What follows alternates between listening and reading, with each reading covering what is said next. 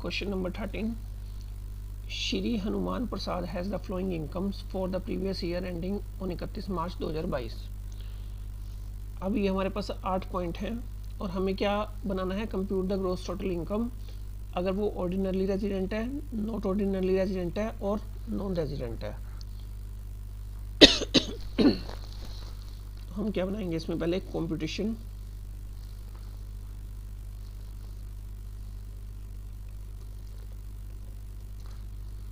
Of gross total income,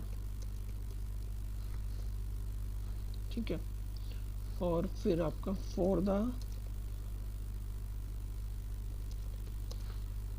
assessment year 2022-23।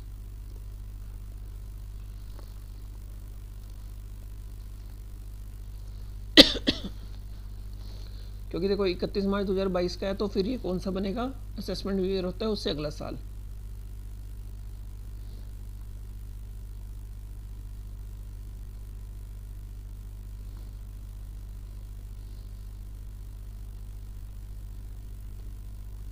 अच्छा जी, अब हमारी कंडीशन क्या है कि अगर वो रेजिडेंट है,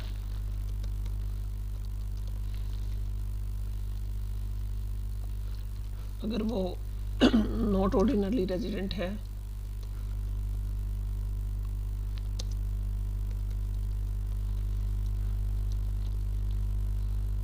थर्ड पॉइंट है हमारा,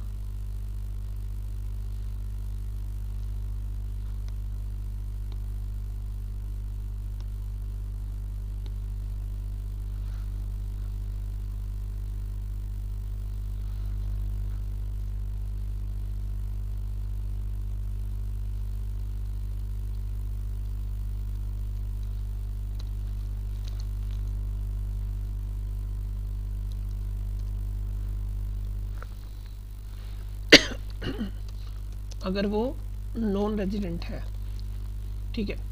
तो हमारा इन तीनों कंडीशंस में क्या बनेगा,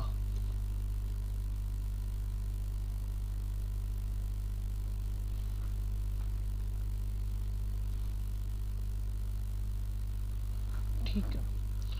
तो अब जो हमारा सबसे पहले है, income from salary in India from a company.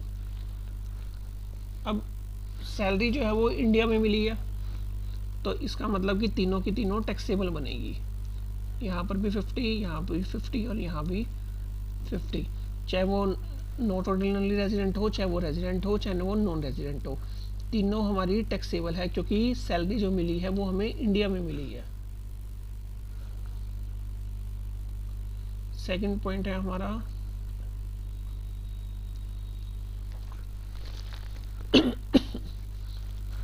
अब वो कह रहे हैं dividend gross from an Indian company received in England and spent there. देखो अब ये जो डिविडेंड है ये इंडियन कंपनी का है, लेकिन मिला हमें कहाँ पर है, इंग्लैंड में, और खर्चा कहाँ हुआ है हमारा, वो भी वहीं पर ही हुआ है। तो ये भी आपके जो तीनों हैं वो टैक्सेबल बन जाएंगे।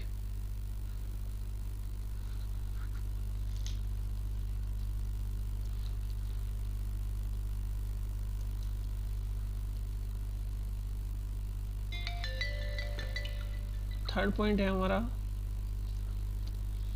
Income from house property in India received in Pakistan.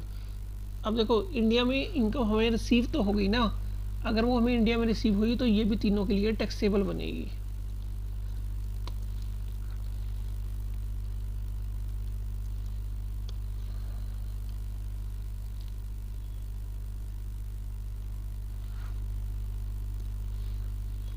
Fourth point,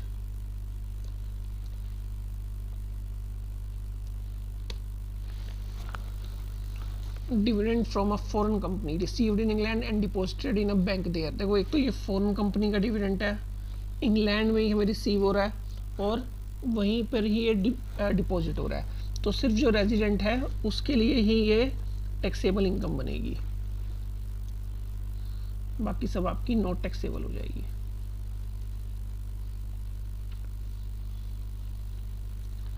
fifth point है हमारा, income from business in Kolkata managed from USA.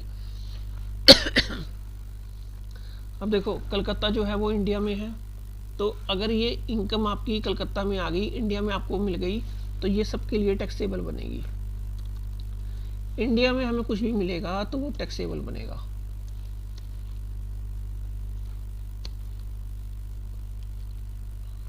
Six point है हमारा, income from a business in the USA controlled from Kanpur head office.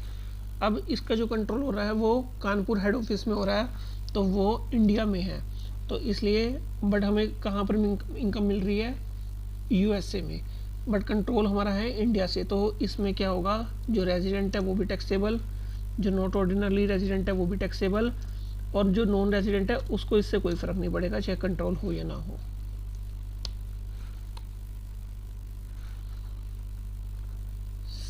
Seventh point हमारा, income was earn in Australia and received there but brought into India. देखो income जो हमने कमाई वो Australia में कमाई, और रिसीव भी हमें वहीं पर हुई, लेकिन हम उसको कहाँ लेकर आ गए, हम उसको इंडिया में लेकर आ गए। तो अगर हम उसको इंडिया में लेकर आए हैं तो सिर्फ रेजिडेंट के लिए ही ये टैक्सेबल बनेगी, बाकी सबके लिए कुछ नहीं। His maternal uncle sent a bank draft from France as a gift to him on his marriage। देखो अब यहाँ पर क्या होता है, जो गिफ्ट होते हैं वो एग्जाम्प्ट होते हैं, ठीक है, तो जो गिफ्ट है वो एग्जाम्प्ट है, तो इसलिए यहाँ पर हो गया हमारा नील तीनों के लिए।